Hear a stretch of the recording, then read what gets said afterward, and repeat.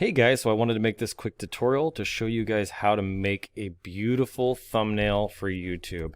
As you know, you've watched a lot of my videos and I want to actually show you how to make the thumbnails that I make.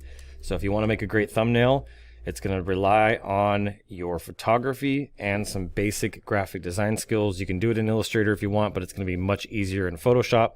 So I'm going to get right into it today.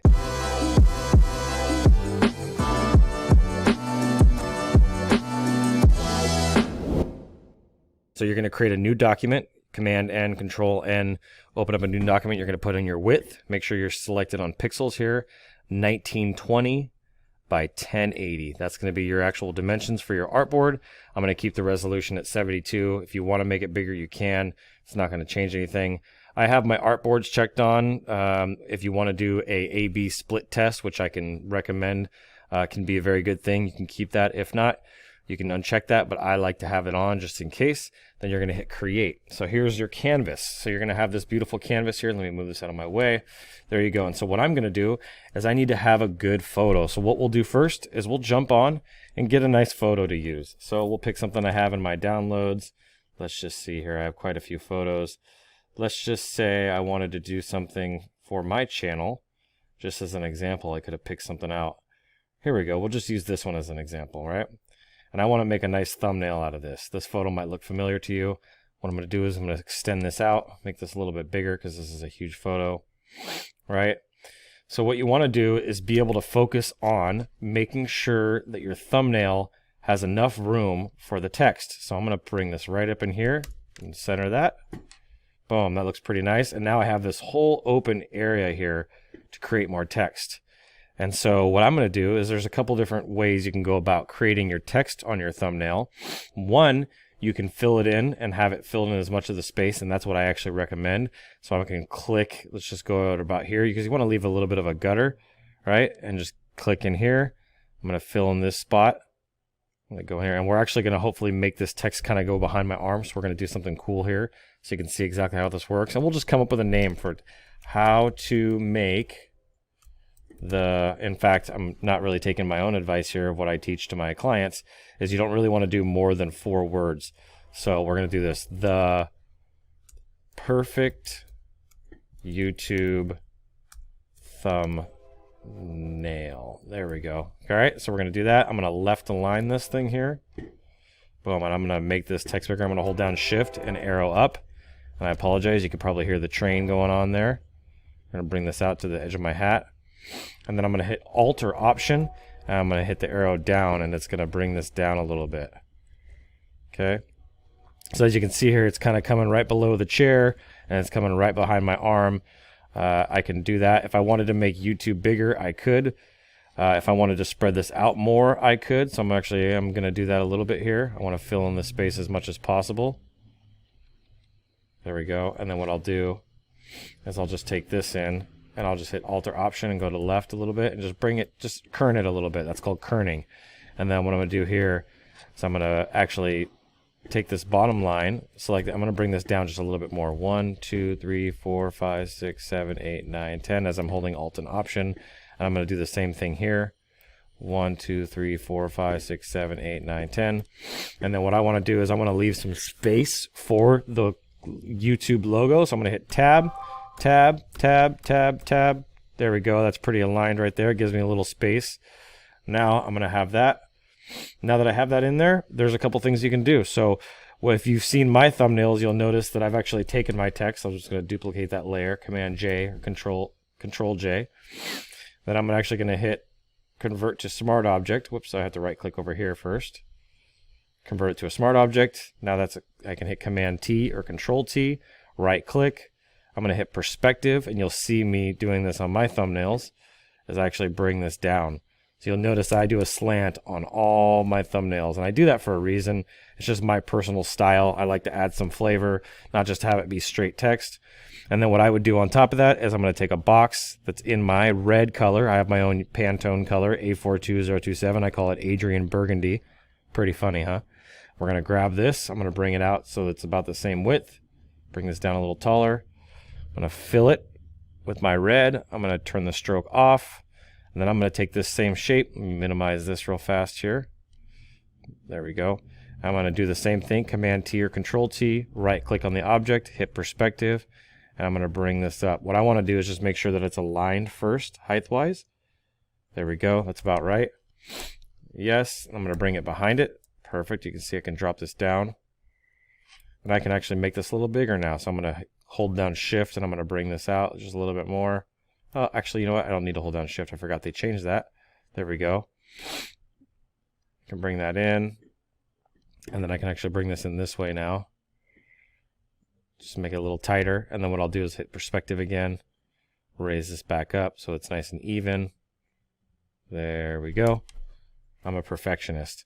And then what I'm going to do is I'm actually going to add a little, whoops, not to this one. I'm going to go to this layer, double click it. I'm going to add a drop shadow. Boom. You see that? It was already kind of set up pretty nice. I got a 60 there on my opacity. I got a 0 on the distance, which means it's directly behind it. There's no slant. You can see here if I pull this out, it goes out the opposite direction because the angle is this way. Command Z or go back. I can do it this way, switch it, and go that way with it. But I actually like it directly behind it like that. I will probably drop this down just a little bit more to 40. There we go. It's nice and subtle. And then I mentioned that I wanted to drop the YouTube logo. So what I'll do is I'll open up an existing document. So let's see here. Thumbnail. That's not it. Let's find the right image here. I'm just going to save us some time. Let's see here. Let's just open up. We'll just open up my documents. This is going to make it a lot faster. Okay, let me just go into my previous folders. Maybe it's in here. Nope. Let's try one more place. There we go. So I got a lot of graphics in here. Lots of stuff, but it doesn't look like I have the YouTube logo. So what we'll do real quick is we'll just go over to YouTube. You can see here, youtube.com. Actually, we'll go to Google.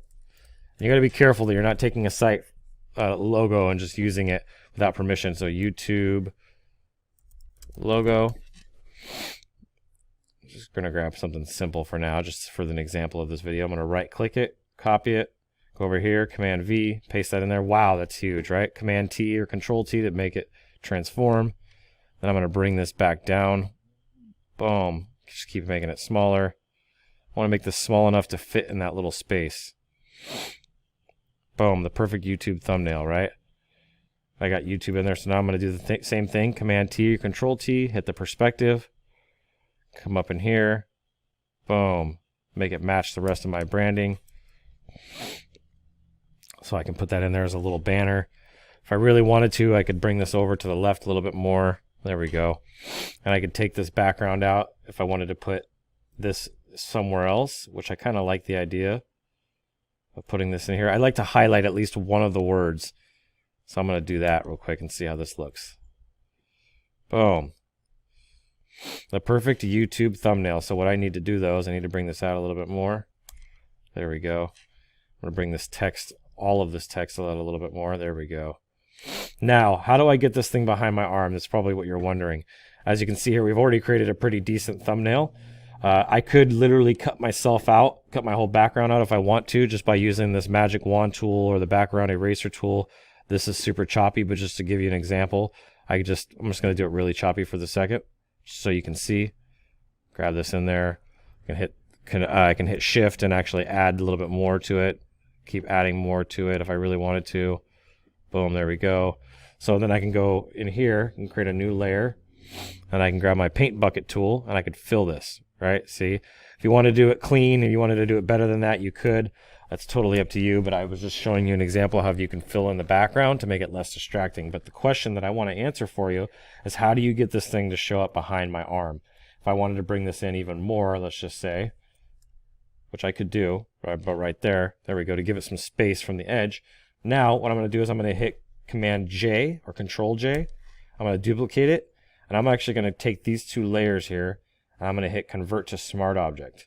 Now that I have it as a smart object, then I'm going to hit the Layer Mask tool right here, add a layer mask. Make sure to go over to my brush. I'm going to actually turn the opacity down a little bit, okay, to 50. We're going to turn these layers off for just the moment, right? I'm going to zoom in.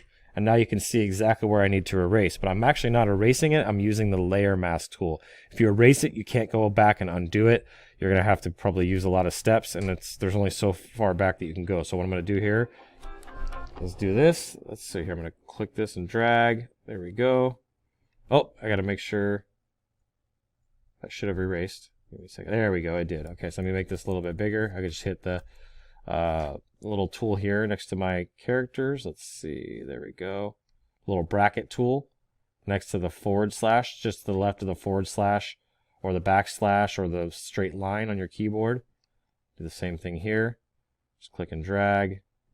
Same thing here. Click and drag.